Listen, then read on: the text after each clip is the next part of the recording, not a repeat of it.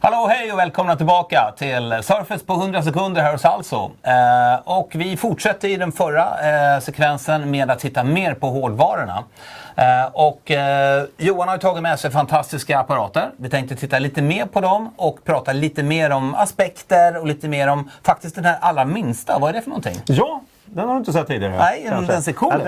Den är inte, vi har haft den ett tag, men vi vill ju kunna tillhandahålla olika formfaktorer för att kunna ha den optimala enheten för just dig och det du behöver göra. Och det här är ju en ganska liten enhet, men med 2 skärmar som kan expanderas och bli en betydligt större enhet då. Så just att kunna vara produktiv även när man behöver vara mobil. Så det här heter Surface Duo. Snyggt. Och är faktiskt den enda Surface-enheten som inte kör Windows. Utan den är Android-baserad. Häftigt. Och varför är den det? För att just kunna vara det här gränssnittet mellan det här mobila och PC. Och då får vi med oss alla appar som man förväntar sig i en mobil enhet. Ja, okej. Snyggt.